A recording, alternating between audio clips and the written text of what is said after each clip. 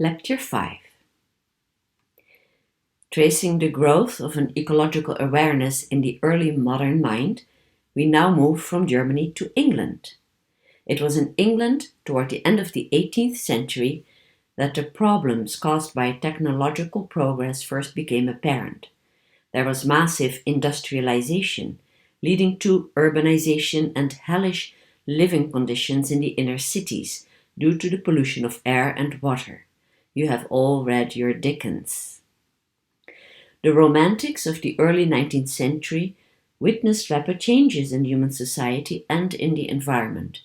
They were acutely aware of what was being lost, and they proposed solutions. Firstly, by showing the intricate relationships between humanity and the environment, and secondly, by sharing their personal experience of an intimate connection with nature. As a result, there was an upsurge in landscape painting during the early days of the Industrial Revolution, as we will see during the next 4 lectures. It was in England that the artistic production of landscape was most varied. The Romantic era was the great age of British watercolor painting. William Turner brought the landscape school to fame, as we will see beginning next time. But Turner built on the achievements of an already very rich 18th century tradition. We will take a look at that earlier pictorial tradition so we can appreciate the difference between, on the one hand, the 18th century rational Enlightenment frame of mind, which is still, in many ways, the dominant way of looking at the world in the West, and then, on the other hand, the romantic, holistic approach to nature and to the creation of art. A romantic feeling for nature had first appeared in topographical watercolors depicting specific places, as in the view of an Italian villa by Alexander Cozens on the upper left, that was painted in watercolors and gouache during the mid-18th century. Gouache, by the way, consists of opaque watercolors, pigments mixed with gum arabic and also with an opaque white pigment, such as lead white. It is used for the highlights. Since topographical watercolors represent the physical features of towns and prospects faithfully, in a detailed, realistic manner, they were not highly regarded as art. This had the advantage that they were not expected to conform to academic rules. The rules of the classical academic ideal had been laid down in England by Joshua Reynolds. He was the first president of the British Royal Academy of Arts. In Zoffany's painting, which you see here on the upper right, Reynolds is standing to the left of center in a black costume, over here, and around him are the other academicians, including the professor of anatomy, who is evaluating the pose of the nude male model with a critical gaze. The curriculum reflected the human-centric attitude of the 18th century Enlightenment. Reynolds outlined the principles of academic training and of the neoclassical aesthetic in 15 lectures, the so-called discourses, which he delivered to the assembled student body every other year. In published form, they became the gospel of academic teaching. Reynolds' discourses included statements like these regarding the imagination. I quote, "Invention, strictly speaking, is little more than a new combination of those images which have been previously gathered and deposited in the memory.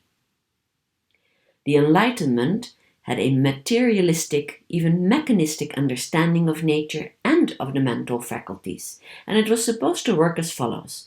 You can see if it corresponds to what goes on in your own mind. The raw data of nature were thought to enter the mind through the senses, through sight, hearing, and smell, etc. Like they would enter the mind like packages on a conveyor belt. It was the task of reason to select only the best among this flotsam of reality that came into the mind. And this rational judgment by reason of what was good or bad, what was beautiful or ugly, was based on classical standards that had been derived from antiquity. Well, there is something to it. We accept or we reject facts or ideas based on some value system that we have built up, but it would be dangerous to consider our value judgment as absolute. The neoclassicists did so. Once the selection was made based on rational principles, the imagination was then allowed to reconnect the chosen elements to form a composite image of an idealized nature. So what you would have is nature not as it is, but as it should be. Well, such rationalistic pronouncements about the creative imagination absolutely infuriated the Romantics, especially William Blake, who published a scathing critique in his Annotations to Sir Joshua Reynolds' Discourses in 1808. I will introduce you briefly to Blake today, the visionary artist and romantic poet, and Blake certainly did not believe that art could be taught in a reasoned academic step-by-step manner any more than he believed that the rose teaches the lily how to grow or the apple tree teaches the pear tree how to bear fruit. Between Reynolds and Blake, you have the old nature versus nurture debate, well, in reverse, nurture versus nature. But of course, the picture is never black and white. Innate talent does need to be cultivated. Classical theory, as it was being taught at the Royal Academy, had been brought in line with the empirical method developed by the 18th century scientists and philosophers, beginning with Locke. Academic theory provided a solid rational framework for the practice of art, with some unforeseen possibilities for the next generation, as we shall see.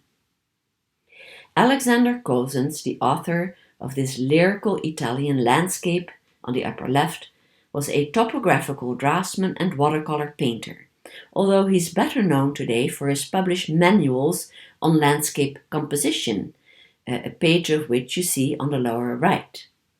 He also had a gifted artist son named John Robert Cozens, whose work we will study next time. Alexander, the father, had been born in Russia in 1717. He was the son of an English master shipbuilder who was employed by the Tsar, Peter the Great, to help him build a navy. Alexander Cozens had an adventurous childhood.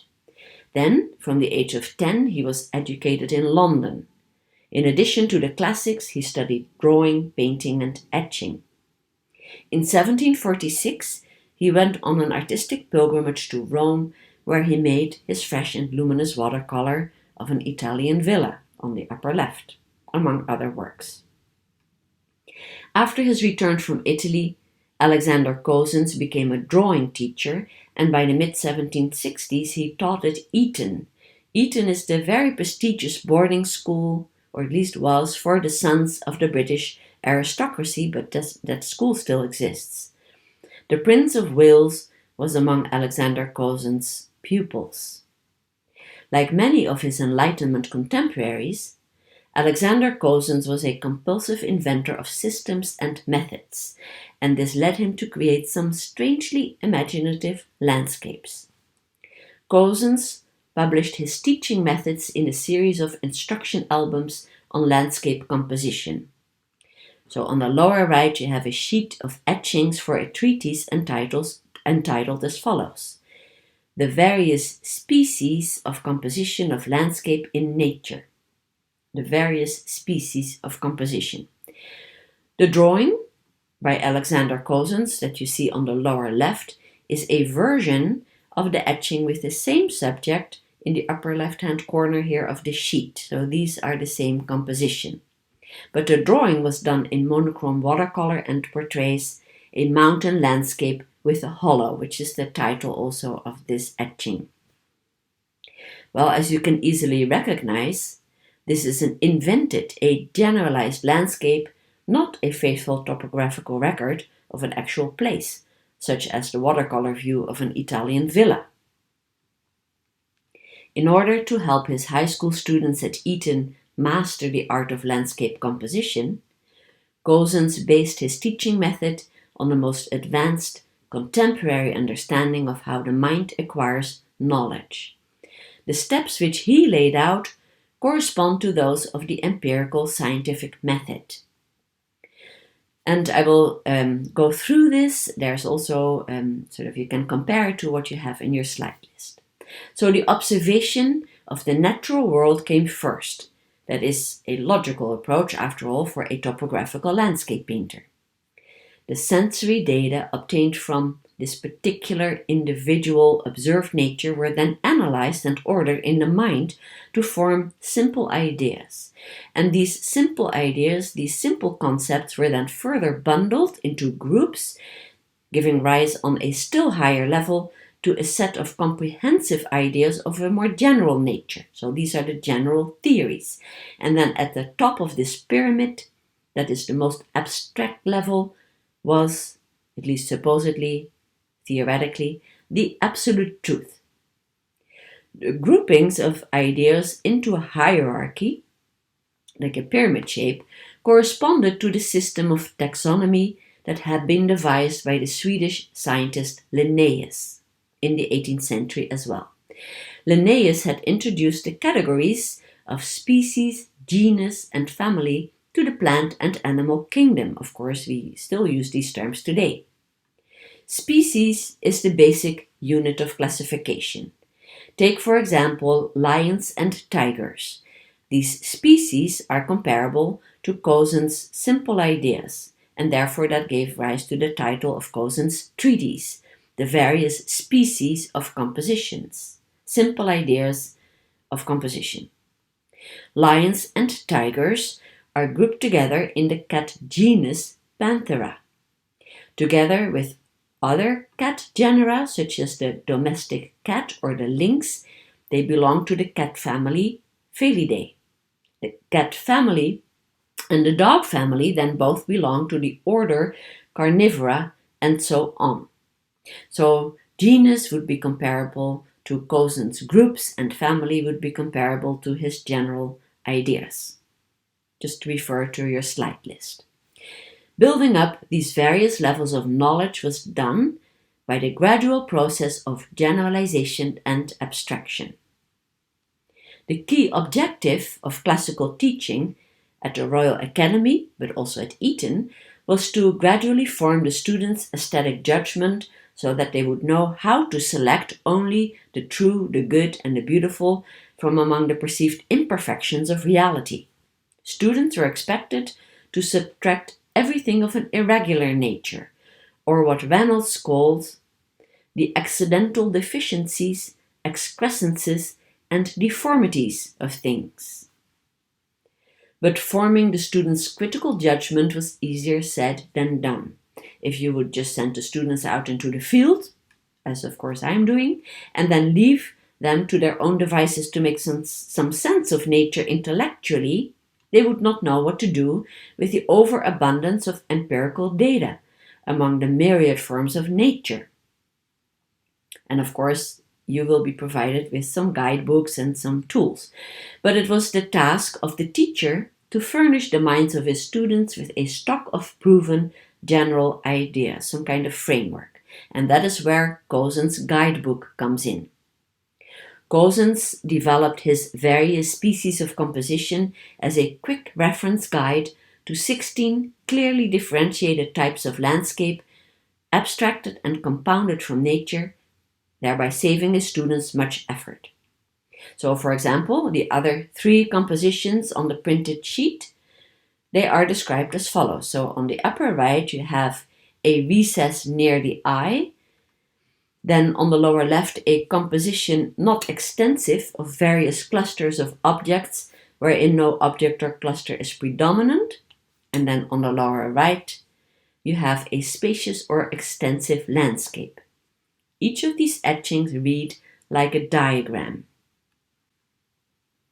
At Eton, however, Cozens was not training professional artists, but rather competent amateurs. Drawing in watercolor was an educational requirement, as well as everyone's favorite pastime.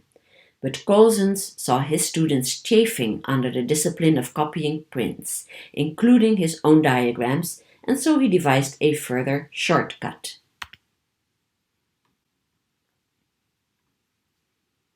This shortcut was the so-called blot.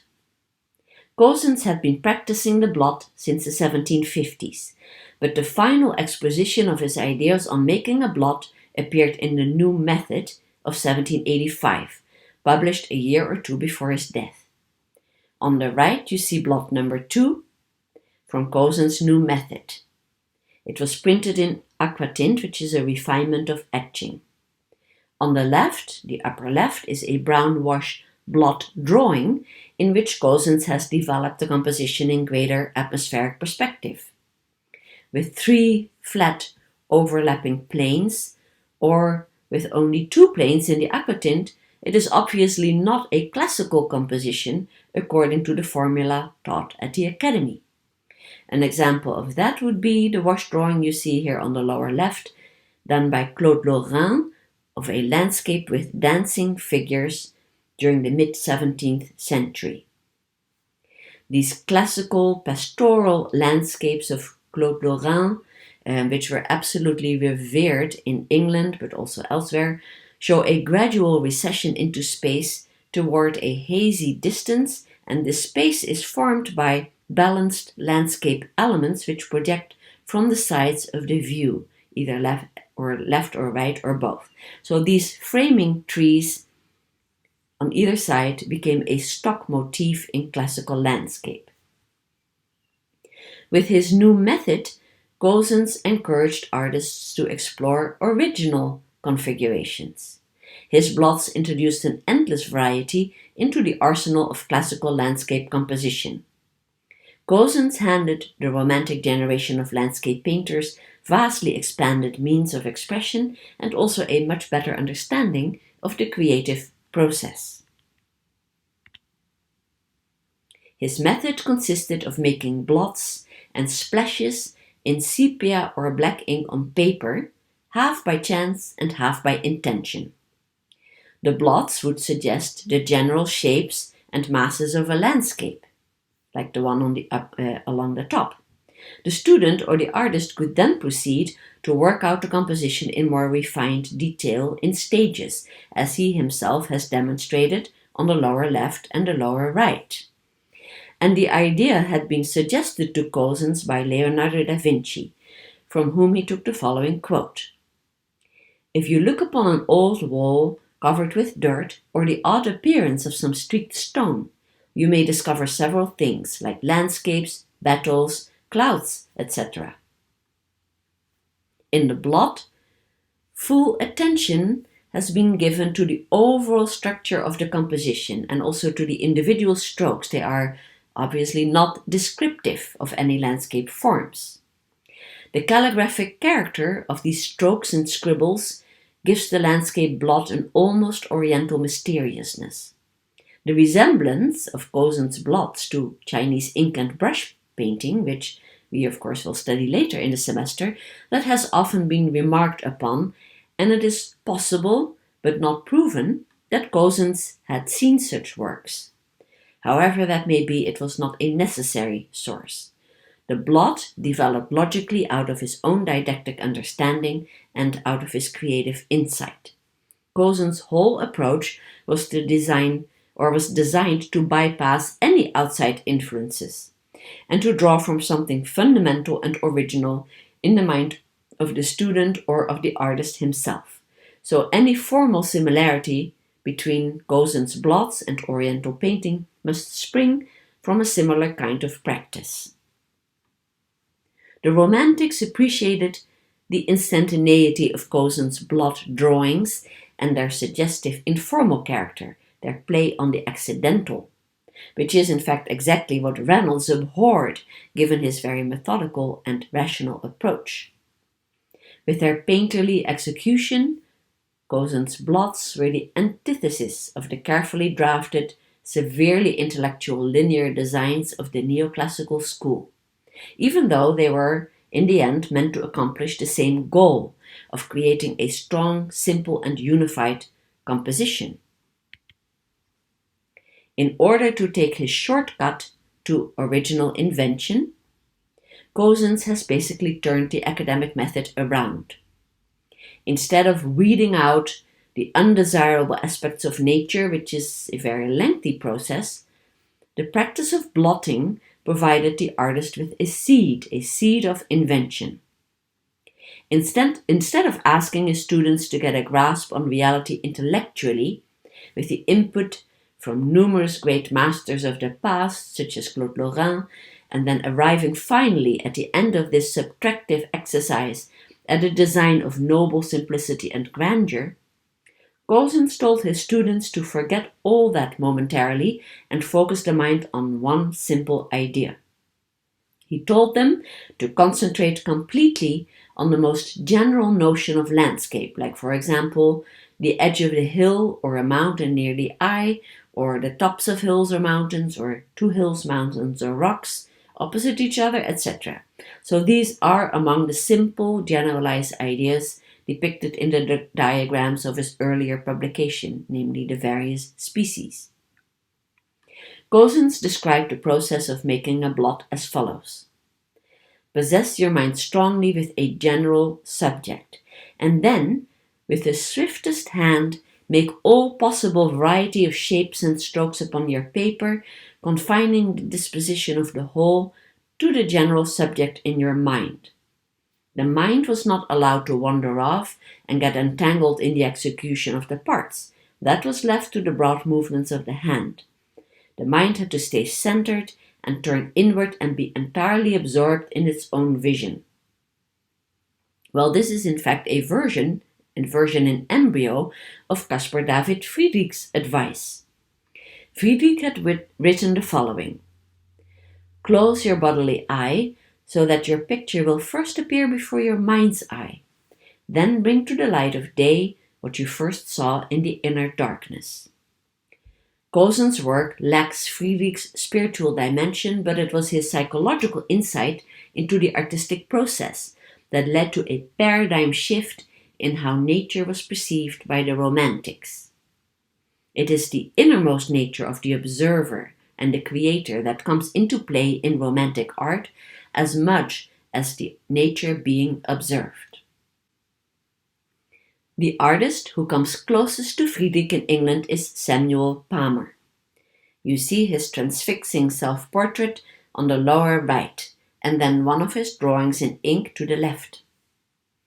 Palmer was younger than Turner and Constable, but we will study him here because of the symbolic spiritual character of his art. It sets him apart somewhat from the main trend in the British landscape school. Palmer was aware of developments in German contemporary art. He could not have seen works by either Friedrich or Runge, but he studied a common source. That was the graphic art of the late Gothic German and Netherlandish masters. Like Runge, for example, Palmer greatly admired Dürer's woodcut print of the Flight into Egypt of 1508, which you see here on the upper right. Dürer was a transitional artist who combined late Gothic with early Renaissance elements in his work. The rediscovery of medieval art during the Romantic era was linked to these new insights into artistic creation as a free-flowing organic rather than an analytical constructive process. As the Romantics saw it, original art is the spontaneous expression of the artist's creative spirit. It is not an assembly of selected elements informed by reasoned principles. The artist creates because it is in her nature to do so, just as it is in the nature of the apple tree to bear fruit. The Romantics saw authentic art as an outgrowth of the same vital, self-generating power that is at work in nature, in sunflowers and babies, for example. The lively quality and organic unity of medieval art touched them more deeply than the formal order perfected in the classical tradition. The Gothic was a source of spiritual authenticity, and there was also a socio-economic aspect to the new taste for Gothic art. The medieval craftsmen who worked on the cathedrals, who worked on the sculptures or the illuminated manuscripts, had made beautiful things to last, in a community that valued them. Whereas during the early 19th century, the market was flooded with mass-produced goods, cheap in quality, stamped out in factories by laborers drawn from the country who lived in squalor and who worked under horrendous conditions, including child labor. The Gothic provided an ideal of artistic integrity. Samuel Palmer was a precocious artist who already had his drawings accepted at the Royal Academy exhibitions when he was 13 years old. Because of frail health, he had been schooled at home. His father was a bookseller who inspired him with a love of the classics. Palmer's artistic training was rather limited. He received some instruction from a private tutor. He attended lectures at the Academy and educated himself as best he could. The more he learned, however, the more he felt that his acquired knowledge and skill came at the cost of his initial enthusiasm. 2 encounters set Palmer on his way to original invention. He was introduced to the art of the Middle Ages, including Dürer, by an artist named Linnell. Linnell would later become his overbearing father-in-law, pushing him back into conformity, but at least at the time, it was this Linnell who opened Palmer's eyes to the spiritual power of the so-called primitive, naive, and childlike Gothic style. Then, in 1824, the same Linnell introduced him to William Blake. Blake, here you see him on the upper left, was the visionary poet, prophet, painter. Palmer became Blake's disciple along with his group of artist friends, all very young. They called themselves the Ancients. Now, I already mentioned earlier today William Blake's impassioned critique of the calculated neoclassical approach to artistic production, which had been advocated by Reynolds. Palmer often quoted Blake's comment. He would say, "Talent thinks, genius sees." And Blake himself was a seer, the romantic embodiment of the visionary artist, the inspired natural genius. Characteristically, Blake was very humble and lived in perennial poverty, but he had created a luminous world around him. On the upper left is Linnell's portrait of Blake. This is done by Linnell of Blake.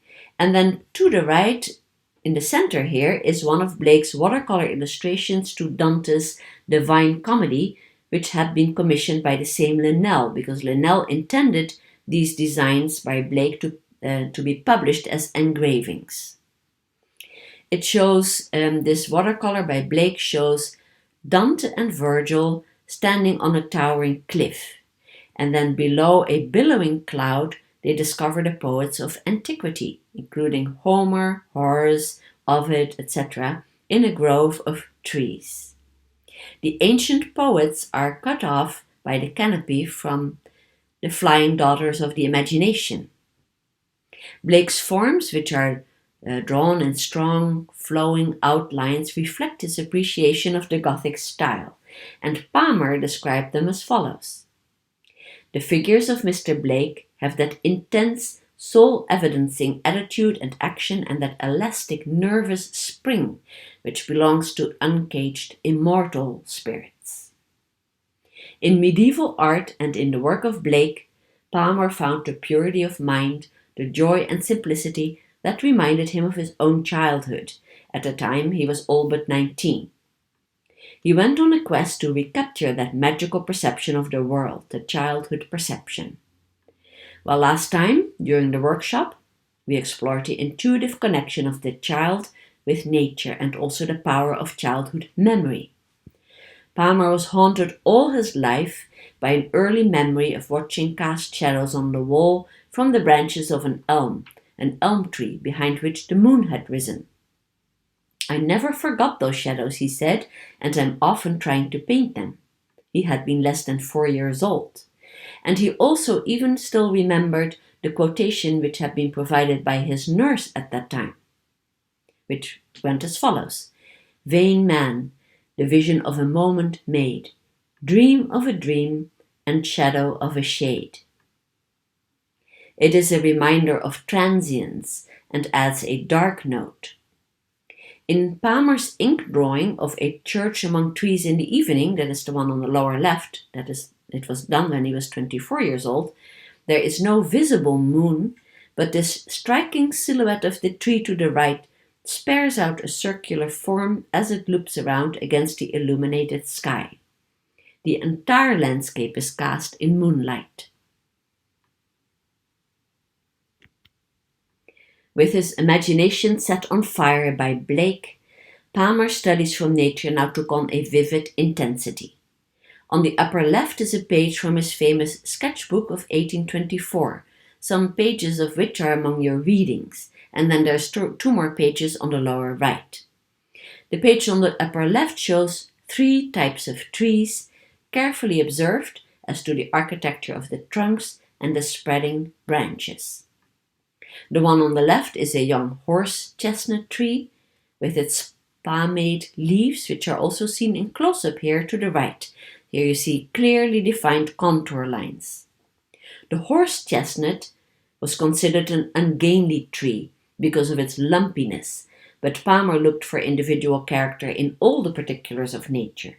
He felt that the strange reality of what Reynolds had called the accidental deficiencies, excrescences, and deformities of things, he felt that those reached deeper than ideal beauty or perfection. Deficiency calls for compassion, a more profound response than admiration. Palmer used pen and ink to approximate the linear technique of Dürer. He has applied a rich variety of graphic marks on the pine tree in the middle to render the texture of the bark and also the radiating pattern of the needles with great accuracy. The small leaves of the tree to the right are suggested by dots and spattered ink. He has captured the distinctiveness of each tree. Palmer achieved an even more intense, heightened perception in the large finished sepia drawings which he created in the studio in 1825. So here on the lower left and the upper right you see 2 out of 6. Sepia ink was commonly used to create tonal drawings in washes, but Palmer experimented with the technique of sepia ink to emulate the linear effect of engravings. He stiffened the sepia ink with gum arabic, perhaps sometimes even with glue, so that he could create rich and detailed patterns with the pen. On the lower left is a rustic scene, that is the title, a rustic scene. Palmer had a strong literary imagination because of his bookish upbringing. He inscribed the mount for a rustic scene with lines in Latin from Virgil's Georgics, which can be translated as follows.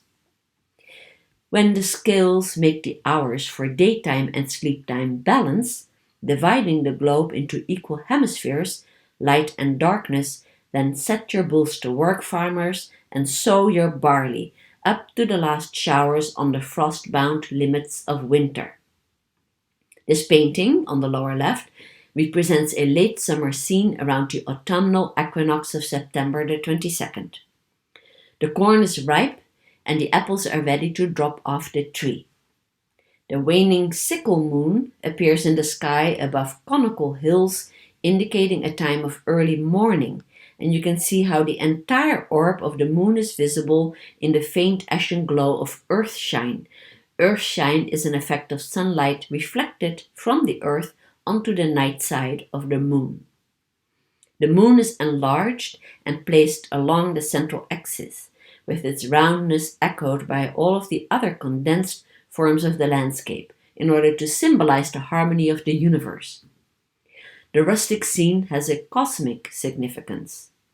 The peasant in the foreground reaches over his bull to harness him to the plow while taking an energetic step forward, a beautiful gesture. The landscape celebrates the peace and abundance that are the rewards of labor on the land. Now let's take a closer look of the other scene here in the next slide, the one entitled Early Morning. The same stylization into domed shapes gives the oak tree in the middle distance and the hills and even the little cottage beyond the field a great inner tension. This cottage looks just like a hobbit house, and in fact most likely Tolkien was familiar with Palmer's drawings since they are at the Ashmolean Museum in Oxford, that is where Tolkien was a professor of linguistics. Well, this time the quotation attached to the drawing on the mount was taken from a medieval source, The Complaint of the Black Knight, and it reads as follows. I rose anon and thought I would be gone into the wood to hear the birds sing, when that misty vapour was agone, and clear and fair was the morning. So we see the path into the wood, up a sloping hillside, from the viewpoint of the knight, but it is clearly the hare at our feet who owns the road. In religious art, the hare symbolizes fecundity, the fruitfulness of nature. Then in a secluded spot at the center of the composition sit a group of figures who may portray Palmer and his friends, the ancients. The elements of the landscape, the hills and the trees, have been enmeshed in patterns of line. They are each made up of little forms many times repeated to form richly textured surfaces. The denser the lines, the more shaded the area. But then the overall effect, and you see it in the tree as well, the overall effect is of a shimmering light that wraps every form in mystery. The details of nature are described with microscopic precision. Some are greatly magnified, like these blades of grass here on the left. Focusing in, we then begin to see the world in a different dimension, from the viewpoint of the hare or of a small child. Blake, the poet, had written the following lines in his poem The Auguries of Innocence. I quote, to see a world in a grain of sand, and a heaven in a wild flower, hold infinity in the palm of your hand, and eternity in an hour. Palmer's drawing has the same poetic power to make us see the world in a new way that is also strangely familiar. In the experience of a child, the world itself is magic. Likewise, Palmer perceived the natural world, that is, this world of the here and now, as a magical realm.